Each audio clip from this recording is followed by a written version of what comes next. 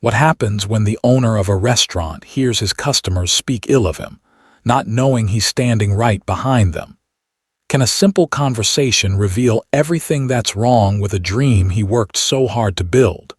Watch David Harris's journey as he confronts the truth about his diner and the community it was meant to serve. Don't forget to like, share, and subscribe for more real stories. David Harris had always prided himself on building Riverstone Diner from the ground up. As the CEO and owner, his vision for the diner was rooted in the values of family, tradition, and community. Situated by the winding river in Chattanooga, Tennessee, Riverstone Diner was more than just a restaurant. It was a tribute to the legacy of his Aunt Marie, who had spent her life serving the people in their neighborhood with love and home-cooked meals. She was the heart of their family, and David's goal was to bring that same warmth, that same sense of belonging to Riverstone. But as the months went by, something started to feel off. Despite the glowing reviews and steady stream of customers, David couldn't shake the feeling that his creation had veered away from the very values he had hoped to instill. People came, they ate, and they left. There was no true connection, no sense of community, and that disturbed him. So, on a cloudy Tuesday afternoon, David made a decision that would change everything. He would go undercover, slip into his own diner unnoticed, and experience it the way his customers did, without the prestige of his name or the special treatment that came with being the owner. He parked his truck a few blocks away and pulled on a plain gray hoodie, tugging the brim of his baseball cap low enough to obscure his face. No security, no fanfare, just him in the same shoes as anyone who walked into Riverstone. He wanted to understand what it was truly like. What did the customers feel when they stepped inside? What were they thinking when they ordered, sat at their tables, or waited in line? With a deep breath, he pushed open the door to Riverstone Diner, ready to blend in, observe, and learn. It was a step toward the answers he so desperately needed. David stepped into the warm, bustling atmosphere of Riverstone Diner, the smell of sizzling bacon and fresh biscuits greeting him like an old friend. The hum of conversations, the clink of silverware, and the soft background music filled the air, but David remained focused on the task at hand. This wasn't about being the owner today. It was about being a customer, blending in and feeling what they felt. He stood in line, his eyes casually scanning the menu posted above the counter. It was all so familiar to him, every dish, every word.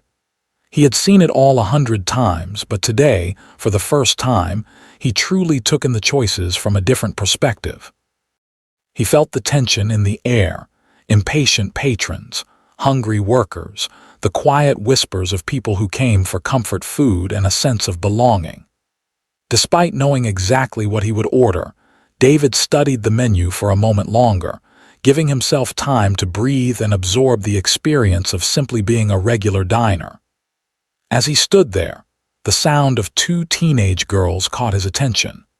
They were standing behind him, casually chatting while they waited their turn to order. David couldn't help but overhear snippets of their conversation. "You ever been here before?" one of them asked. "Yeah," the other replied. "My aunt says the food's decent, but the owner's just some rich dude who doesn't care about this part of town, probably using it for a tax write-off." The words hit David like a punch to the gut. He stood still, his grip tightening on the edge of the counter, but he didn't turn around. He kept his head low, hoping his anonymity would protect him from being recognized. But deep inside, something twisted. The casualness of their words, their perception of him, the owner, felt so far removed from the reason he had opened Riverstone in the first place. The diner had been his dream to honor Aunt Marie, to create a place where people from all walks of life could come together over a good meal. It wasn't about profit. It wasn't about tax breaks. It was about community, family, and love. But as he stood there, listening to the girls, he couldn't escape the feeling that the very thing he had built was missing: the spirit of his aunt's kitchen, the warmth, the familiarity, the soul. The disappointment crept in slowly. Could it be that Riverstone wasn't living up to the promise he had made to himself? Was it really just another polished, faceless business? The thought was like a heavy stone in his chest. David stood at the counter of Riverstone Diner, staring at the menu, but his mind wasn't focused on the food. The words of the teenage girls echoed in his mind.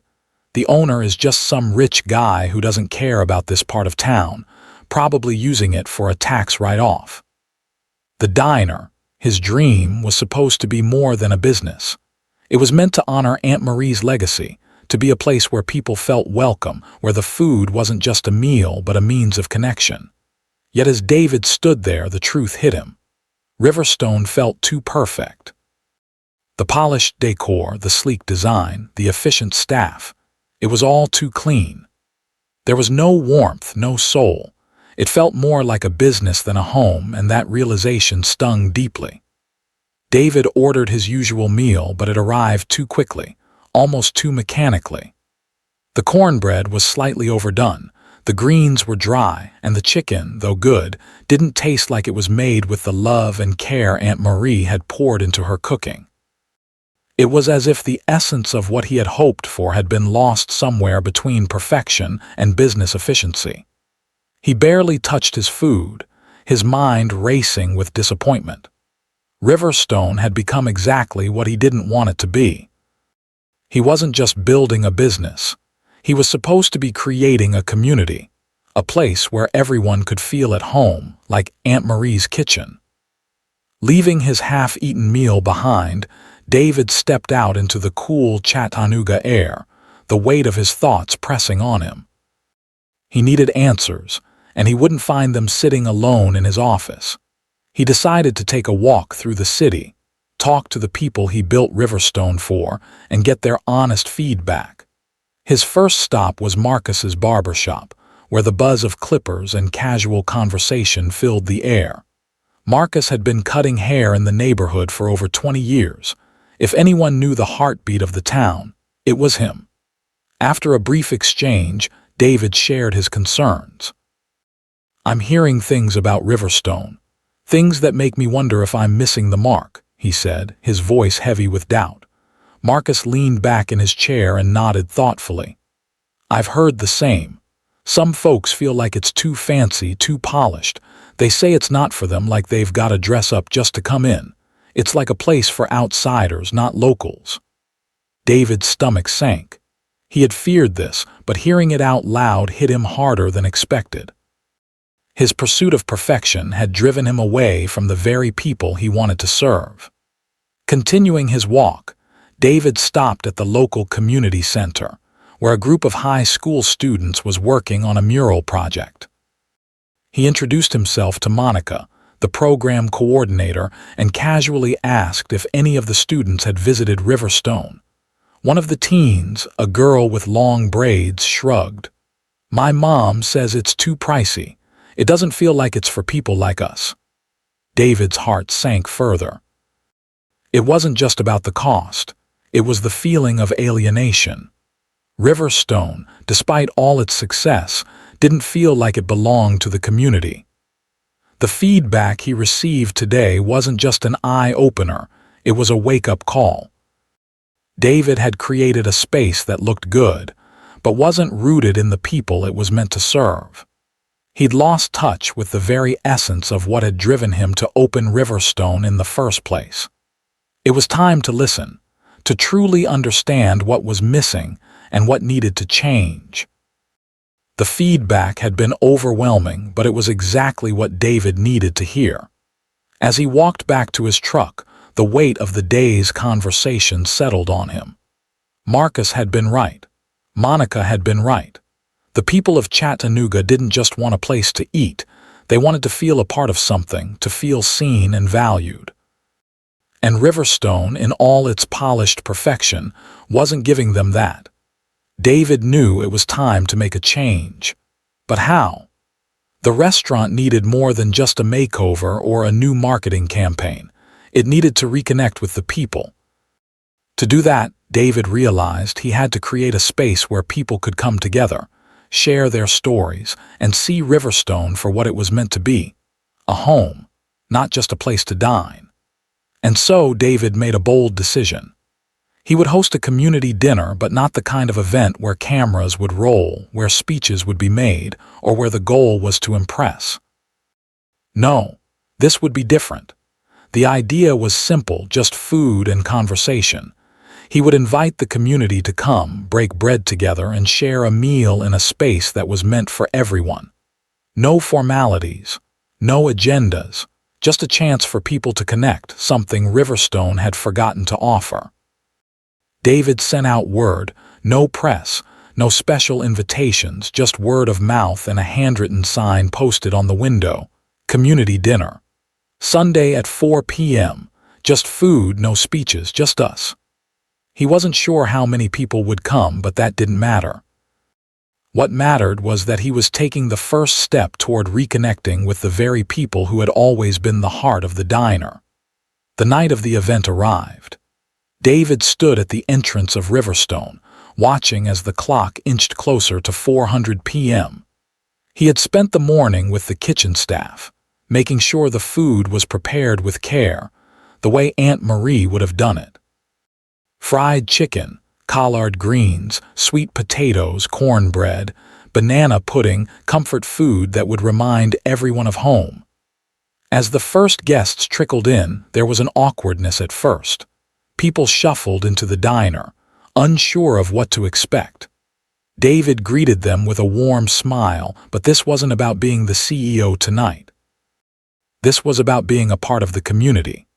The tables were set up long and unadorned, and there was no host stand or servers taking orders.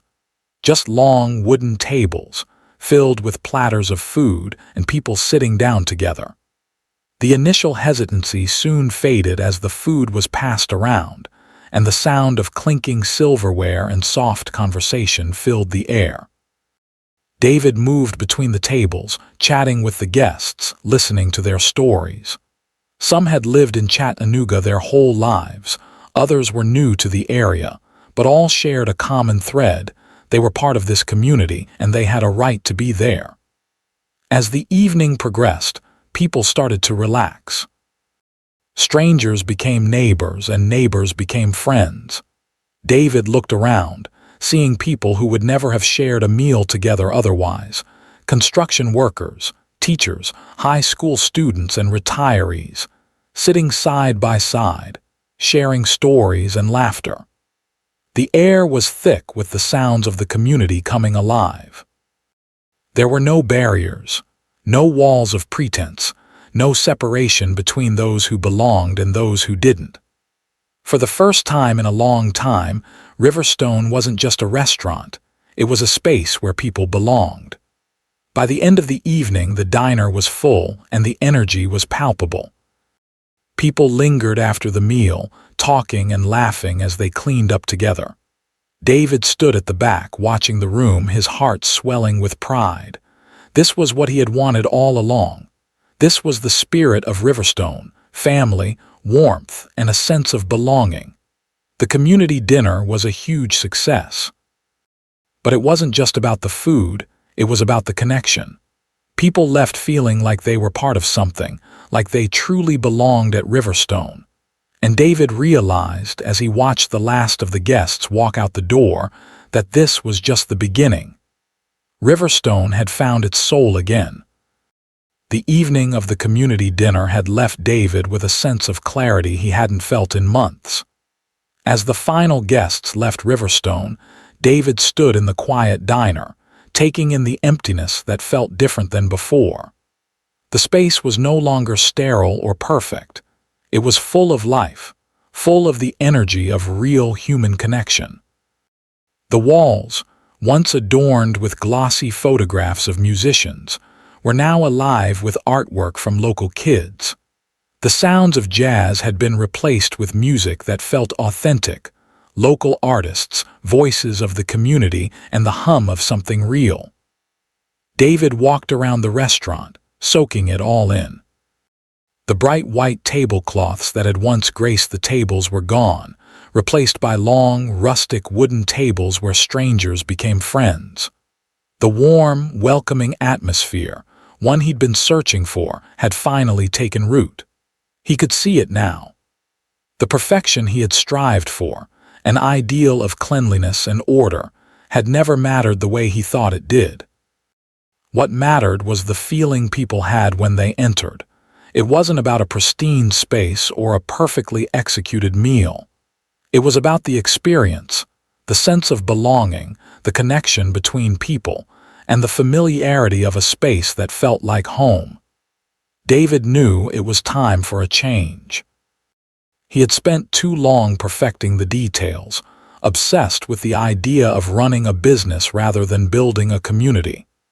And now the diner had found its soul again.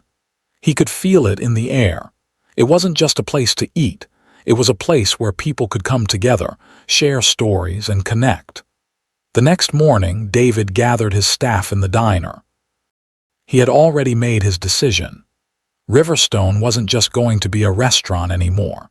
It was going to be a community hub, a place where authenticity and connection were at the heart of everything they did. The food would still be the focus, quality, comfort food, just like Aunt Marie used to make, but it would no longer be the only focus. David spoke to his team with the same sincerity he felt in his heart. From now on, we're not just serving food, we're creating a space for people. A space that feels like home. We'll still serve great meals, but it's time to make the atmosphere reflect what this place is really about. Local artwork, music, real conversations. We'll do things the way Aunt Marie would have done them, unpolished, authentic, and full of heart. The staff was on board, some hesitant at first, but they could sense the sincerity in David's voice. They had seen the changes in the diner themselves, felt the difference in the air. This wasn't about perfection anymore. It was about being real. The following weeks saw a gradual transformation. The artwork from local kids covered the walls, and the playlists shifted to include music from local bands. Every Thursday evening, the diner held an open mic, inviting community members to share poetry, stories, or songs. The menu remained familiar, but with a twist. Recipes were inspired by the neighborhood, incorporating ingredients from local farmers and community gardens.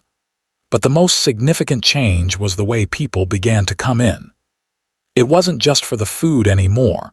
It was because Riverstone finally felt like a place where they could belong. People came to eat, yes, but they also came to connect, to share stories, to laugh with neighbors, to find something more than a meal.